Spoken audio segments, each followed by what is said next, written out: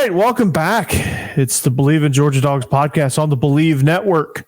Joining me, as always, is my main man, Israel Troupe, or better known as the South Georgia Bobby Cox. What's up, Israel? What's up, man? My middle school got your boys in the yeah, man. Got your boys in there. Crosstown rivals the Pierce County Bears, so it's gonna be a good one. And you know, I never realized how intense middle school baseball could be until the other day when we were playing, and I seen a parent get tossed.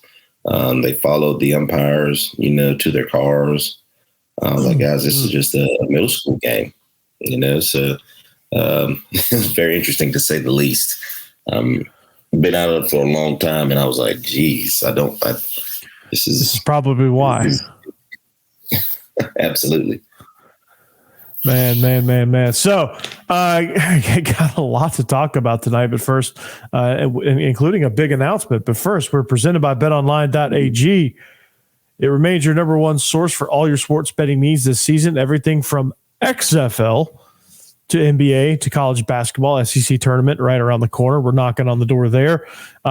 March Madness, bracket pools, all that good stuff. You're going to find all the latest odds, team matchup info, player news, and game trends at BetOnline. BetOnline features live betting, free contests, and live scores for almost any sport or game imaginable. They're the fastest and easiest way to bet on all your favorite leagues and events. So head to betonline.ag today and join to receive your 50% welcome bonus with your first deposit. Make sure you use that promo code Bleav, that's BLEAV, to receive your rewards. BetOnline's where the game starts. Now, you ready for this big announcement? Man, I'm excited about it. Just got off the website. Heck yeah, man. Well, we have struck a deal with Row One. The Row One brand, we have struck a deal to help them with their watches. So what Row One brand is, they use historic art to not only have watches, but they have other things as well. But we're going to focus on the watches here on this show for at least for the next year. But they put the historic art in the face of the watch, and it's really cool. They use expired copyrights to be able to use these kind of pieces of art. So these watches are truly you're wearing an art gallery on your arm. So the promo code is Dawgs20. That's DAWGS. The only way to spell dogs. Dawgs20 is the promo code. Make sure you jump on row1brand.com. Get you a watch. See, like, I'm going to update my wrist here. I'm going to have a nice watch here. It's got a nice leather band. You can wear it when you go out on the town. You can wear it you can wear it as an accessory to your Georgia games. It fits any of your needs. And if if you happen to be a fan of another team, or you want to get one to match your NFL team, we have those as well. So all kind of watches, but the Georgia ones, man, I'm going to have a tough time picking mine out, honestly. This is going to be a really tough decision. I just got off the website, and, most people are going to think, well, they're just trying to plug it. No, these are like the authentic artwork, that we see. When we were in the field house all the time, our cartoonist would come in, he would do our caricatures. So, I mean, it's the real deal. If you've ever been in Athens and you've seen a man with the one arm, or no arms by the time I left. What he does, with his artwork and things like that is very, very similar to what he does. And I mean, it's an awesome job. And Row One, thank you for the opportunity to get on here and, get this thing rolling. I mean, these are awesome watches, guys. Yeah, there's art from 1929. Like you're wearing something pre-World War II on your wrist. It's a Georgia logo. It's crazy, man. So get on there. We'll have more info, but the promo code is Dawgs20. Get your watch, man. It's going to be great. Speaking of great, the SEC has come out now. This is the big news that we have. Well, that's the big announcement we have. But some of the action-packed shows stuff that we have. Georgia has. They've named the 3 permanent opponents now. They're moving to a 9-game conference schedule. You have three permanent opponents, 6 rotating, which means you'll play every team every other year. So it makes it more frequent, which was completely asinine that we have never played at Kyle Field, and they've been in the league for 11 years. So I love it. Our new permanent opponents, our new rotation goes as follows. We have Auburn, Florida, and Kentucky. Thoughts on that? It sounds about right. We've always played those teams every single year. I know Vandy's fairly new and things like that, but Georgia, Kentucky goes all the way back. Auburn and Georgia, obviously, with their history, and you can't go without the biggest cocktail party in the whole United States. So I like it. I know I saw Nick Saban was upset because he think that they got the crap in the stick, but at the same time, you got to look at where you are. I think it just goes back to demographics. In my opinion, I think Texas and Oklahoma got the crap in the stick. So did Arkansas.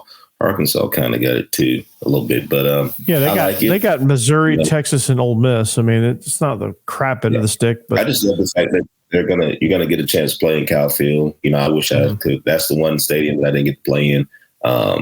It would have been just 12th man and how it all worked and things like that. So I think it's good they actually get to play everybody now.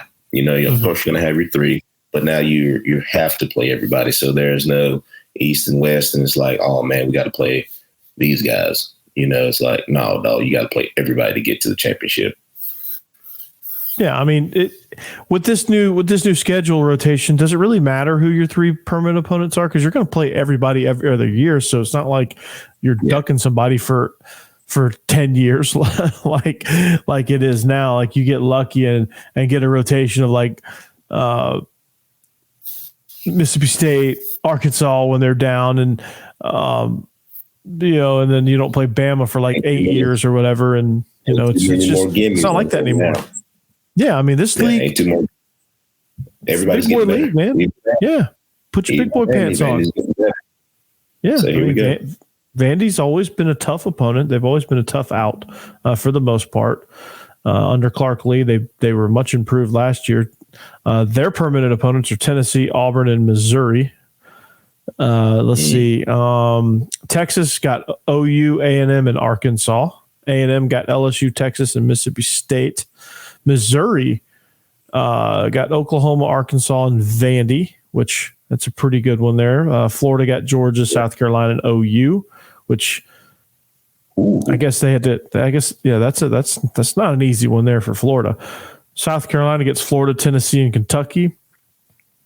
Not an easy road there. Kentucky gets Mississippi State, South Carolina, and Georgia, which Mississippi State's going to be tricky this year, man. I think Zach Arnett's going to do a hell of a job for them. Nobody really has a good draw when you really think about it. Well, it's the SEC, man. Each team's getting better, but week by week. So if you're upset about your draw for your three, I think you should just look at every other three and be like, all right, look, there's the years of teams being down, considering what you can get out of transfer portal and things now, is going to make this way much more exciting than it already is. So the fact that you're playing 9, so Georgia has to play Alabama. Texas A&M has to play Georgia. These teams have to play one another. So I love it. I'm excited about it, and I can't wait for football season to start whenever this is implemented. Full time. Yeah, I'm super excited about this, man. This can't get here soon enough. We got one more season to go before this kicks in, and man, it's going to be a lot of fun. Welcome, Texas and Oklahoma. We knew this was coming. I would have never guessed that South Carolina, or I would have guessed South Carolina would have been our third permanent opponent, not Kentucky. Which that one's the one that probably surprised me the most. Not in a good way, bad way, or any type of way. I just predicted that it was probably going to be South Carolina, if not Tennessee. That would have been another good one, but. We'll get Tennessee every other year, so that's fine. And I do believe they're going away with divisions with this whole thing. I think you got to go top 2 teams. The best record, and then within the top 2 teams are going to play. For the ACC championship. I think that's the model that the ACC is going to, which is smart in my opinion, because the ACC was getting a little watered down. Now everybody has to pay everybody. There's really no gimme. Clemson has to play everybody now. Not just on their side. So it's gonna be fun. I think it's really gonna show who the top two teams are. In the SEC. Obviously, Georgia and Alabama has been at the top the last couple of years. LSU came into the mix last year. So now it's to the point to where, all right, guys, this is it every day. Every nine conference games. Nobody can whine anymore. Yeah. So now it goes to the point of who do you schedule for your quote unquote gimme games? Because now you got to prepare for every single SEC team. So them gimme games can't be really gimme.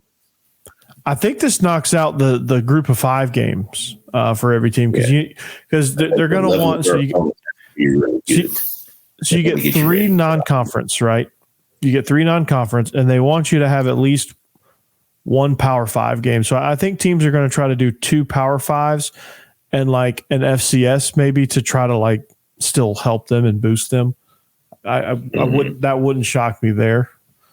But teams are going to get kind of creative. With our, with both of us being football coaches and stuff, we want to play front-loaded schedule at the front, kind of get us ready for that gauntlet at the end. So it's going to be interesting to see who schedules who, during this time. I tell you, a team that most people aren't going to want to face is Western Kentucky. Coastal Carolinas of the world, Georgia Southerns of the world, still going to be Samford. Are teams, to watch out for. Kennesaw State just got a new DC and OC. So all the teams that you like, hey, guys, we're going to give you a couple $1 million. Come in here. You better watch out because you're going to get your butt whooped by those exact teams because they are getting better and better each week. Tulane proved it this year. Mm-hmm. Yeah, absolutely. And if you're wondering where Kennesaw State's offensive coordinator is, he just got promoted to the same position at the Naval Academy. So just keep that in mind. So, but it's going to be interesting. More to come on scheduling, things like that. I think it's going to be exciting times here for Georgia football and for SEC football as a whole. And I think it's going to be a more exciting product. I think you're going to get better games, even non-conference. So we're good, man. But Israel, good thing you were not at the Stegosaurus a few days ago when a piece of the roof came flying down and hit the floor. Place is closed now. And there's some rumors floating around out there that it could be closed for a while. Look, man, should we just delay the inevitable and just go ahead and just tear it down, start over? Is that doable? That, or I don't know if you can just tear it down. Considering where it's at, and it's obviously in the middle of campus, right next to the football facility and things like that. But I know you can go in. You've already renovated the floor. You've kind of renovated outside of it. From the inside, the outside of it's got new bleachers and things like that. So you probably just put a new roof on it. Go up top, kind of fix everything. Because I think it still had the old foam roof on. I could be terribly wrong, but when a piece of the ceiling falls and hits the floor that you just got, that's kind of a problem, and maybe it was a, faulty pipe or something. It was leaking or something like that, but that's never good when the roof is caving in. Yeah. You're looking at foundational stuff now. Like this plate, like we don't have a choice. Because we've chosen to do the home renovation model of let's just like renovate a small chunk at a time. Mm-hmm. And the foundation might be it's a 60-year-old building. It was around, I think the Union Army stayed there. They drew up quarters there in the Civil War, maybe, but it's that old. And everything is attached to it. So everything that they built, like all the gymnastic stuff, the new weight room, on the other side, for all other sports, the new both basketball gyms for girls and boys, they just attached everything to the steg. So, it's going to be knock interesting. it down, man. What are those guys going to do? Or how do you have a plan for that? That's a very Josh Brooks, type question. Yeah, that's going to be tough. maybe we get creative and maybe we just create our own convertible and just play open air basketball. Really make it home court advantage. You could put a retractable roof on top of that jewel. Yeah, I mean, you're going to have to do some creative carving here. You're going to have to fix some stuff structurally. Everything else in that building is pretty much new. Even outside, kind of walking in. Last I saw, I was up there, and I think it was 17, I think some of that. Everything, the flooring was new, things like that. Obviously, a new court, like I said, new bleachers and stuff, new seats. So, I mean, you can't really tear that down, because you kind of just got it. Well, I guess you have to tear the roof off. I guess you have to tear the roof off this thing and, definitely over there. Definitely the roof is going to have to. The roof is on fire type deal. Yeah. But, again, if they decided to, if they can't play in it until, if this thing's closed for a significant amount of time, you may not have a choice. Yeah. But who knows? What can I say? I think gymnastics got moved the other day. What else got moved? Was it the girls supposed to play or something like that the other night? No, the girl. Well, yeah, maybe they're supposed to do their regular season finale, I guess. Well, the girls have been in tournament play all last week. So it wasn't them. That's right. There's something I don't know what else there was, but maybe it was right after the men's game. But I know gymnastics got moved, so maybe that was just it. Yeah, unless they do indoor equestrian, which we don't do that.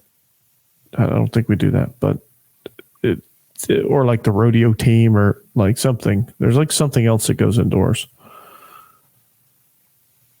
Like we're talking about the rodeo team here, so welcome to the show. Buy a watch, row one. We're talking about everything that goes along with UGA sports. Yeah.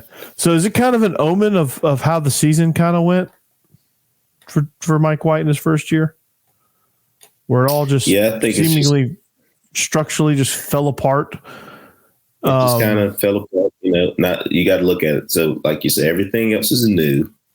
It has the potential. But you still got to fix some things, which I think is the way that, basketball goes. Basketball's like this. There's really no, let's get better each game, which we have gotten better each game. It's just one of those deals to where, all right, what do we rely so much on the perimeter game right now? Yeah. We need big men. We need to hit the portal or, get some big 7-footers from somewhere. And we gotta get some big men. We got to play big boy basketball. We got to recruit like big boy basketball. I mean, in the age of NIL, it just blows my mind that Atlanta is 45 minutes down the road and we can't recruit better. Yeah, and Georgia Tech's terrible. And Georgia Tech is awful. So who are we losing to? You're losing to SEC schools now. Now that Alabama's good. Bama, Auburn. You got a couple ACC schools coming in, like the Carolinas. I saw Ole Miss is talking to Texas' old coach, the one that kind of got in that little deal. The domestic violence deal. Yeah, that's gonna be tough to recruit against. I mean, you're looking at. You got to use this stuff to your advantage, and you got to use proximity. And you got to use NIL to your advantage. I mean, at some point, the environment's going to play a factor, but playing time and NIL opportunity have got to be your top priorities.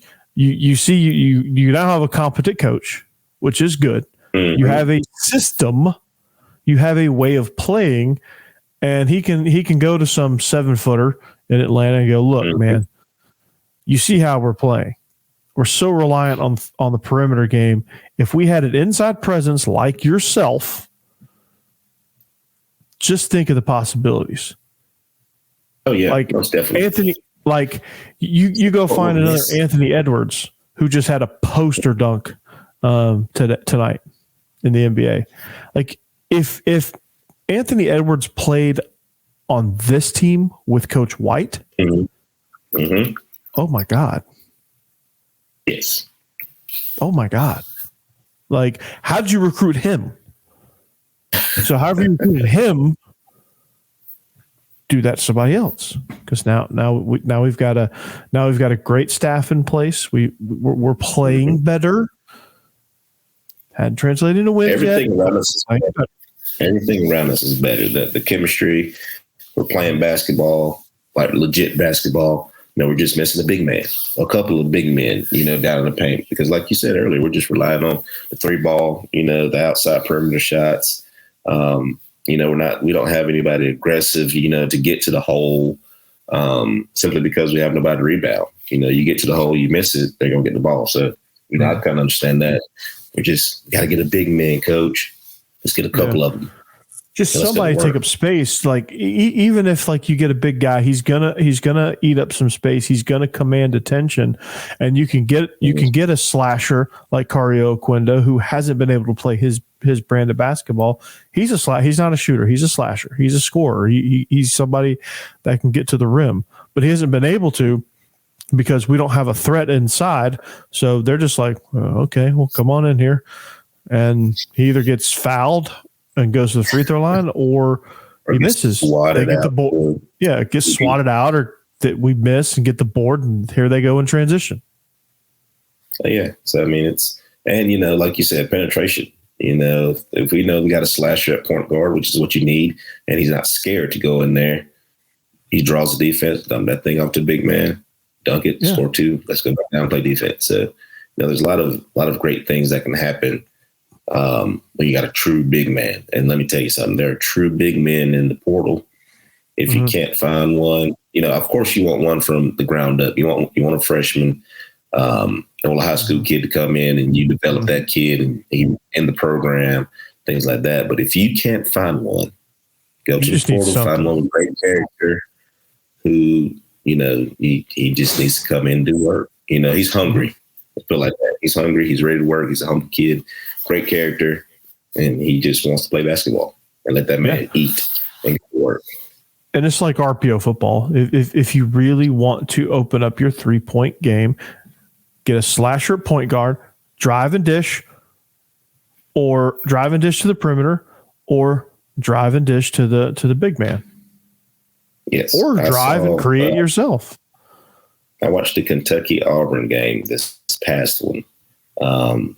Where Kentucky beat Auburn by like 30.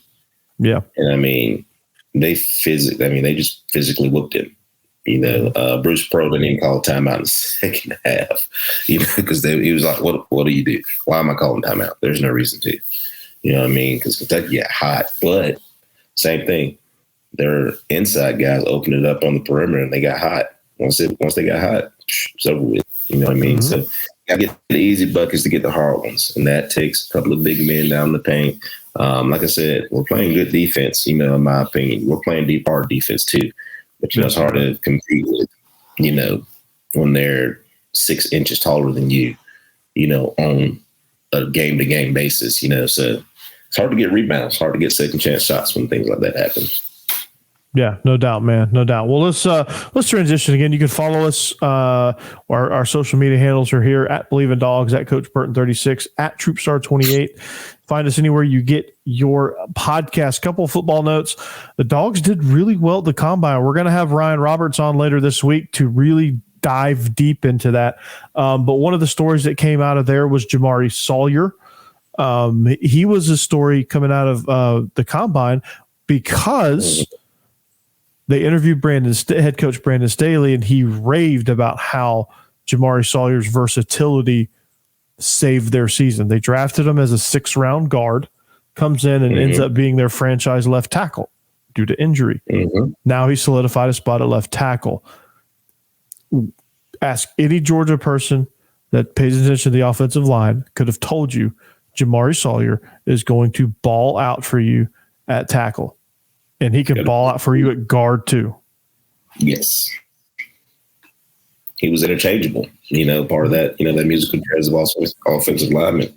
We got McClendon, who people have raved about. since he's been at the combine. Even despite all the negativity that led, to the combine. I mean, our guys blocked it out. Showed out at the combine. Christopher Smith, Nolan running a 4.39. Darnell. And people thought, well, his hands not in the dirt? I'm like, he's a hybrid outside linebacker defensive end. Put his hand in the dirt, or he can go cover somebody. It's kind of what the NFL is going to now, because their interior guys are the ones that kind of get pressure on the quarterback now. Mm-hmm. Yeah.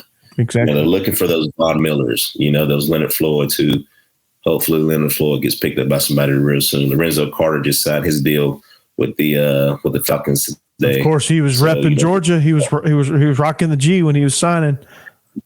Absolutely. So, Georgia's putting out guys left and right. Stetson came up throwing dimes. I think he threw the best out of the quarterbacks.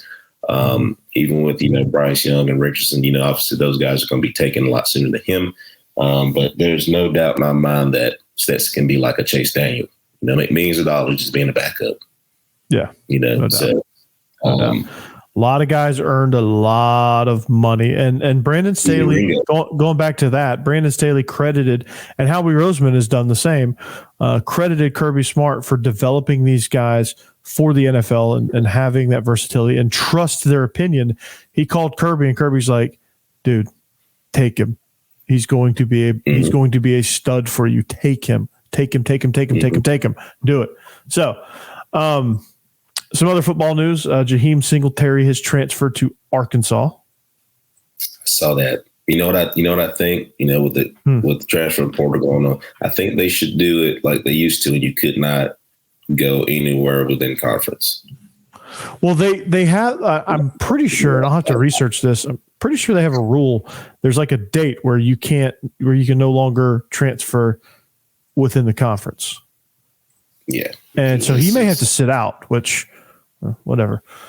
But he'll probably get some waiver. I saw that it was late because everybody's kind of starting, spring practice, and I just saw that he was transferring to Arkansas. So I don't know how that dynamic will work and can even get in the spring or things like that. So it's going to be interesting how that goes. But I wish him all the best, obviously, because we, as Dog fans and former alumni and things like that, we never wish terrible on anybody who decides to transfer. It's their decision, and I wish him all the best. And he's going with Coach Pittman, so obviously he's going to a really good dude. So all the best to him. But back to the combine. Keely Ringo showed out as well. Just watching him in his drills. Watching him run at 205. He doesn't look like he's 205 at all. But the kid's rocked up. He looks probably in the best shape he's been in a very long time. And like I said earlier, despite all the negativity that kind of came right at the combine, Georgia shows up and shows out, from each individual standpoint. And now it's just pro day. We get pro day. Those guys get one more time to show out. So it's going to be good. It's going to be really good. Going to be really, really, really good. So another new segment that we're going to introduce in today's show is it's going to be, and the name's a working title, so bear with me here. We're both also educators, right? And we've been to plenty of professional development. And I'm sure anybody that's taught, your skin's going to crawl when I say this term. Ugh. Exit ticket. Oh man, you've heard those, right? Oh God. We're not calling our segment that, but I just wanted you to like face palm or shake your head or whatever. We're not going to call it that, but it's going to be kind of like a what did we learn type situation. Like it's almost like we're gonna recap this thing. So let's give it a name. And not exit ticket, because that makes my skin crawl just thinking, So what did we learn? So I'll start with you, Israel. Give me one thing you learned from today's show. I learned about all the other permanent opponents other than Alabama. You taught me that today. All right. Yeah, I learned that. I learned that nobody has an easy draw for the permanent opponents, And we also learned that Stegosaurus has they've got quite a few decisions to make. Mm-hmm. Josh Brooks, my man. Tough deal. And we'll end it on this one. We also learned from the weekend that Georgia is off to a good start in baseball. Jaden Woods is actually a good pitcher. They bombed Tech. Yes. They won they took 2 out of 3 from the Yellow Jackets. Sunday we kind of fell flat. We wasted all our home runs on Saturday.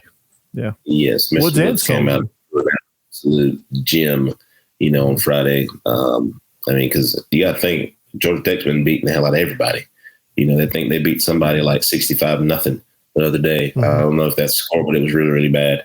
So Georgia, that's a really good baseball team that you beat. And it helps you, it springboards you, into SEC play coming up here real soon.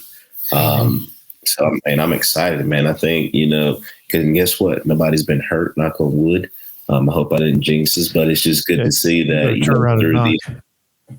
with these like last 11 games, nothing's really come out of it.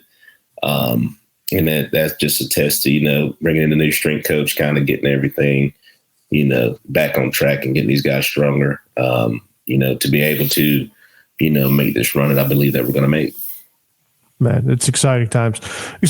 Georgia baseball is improving.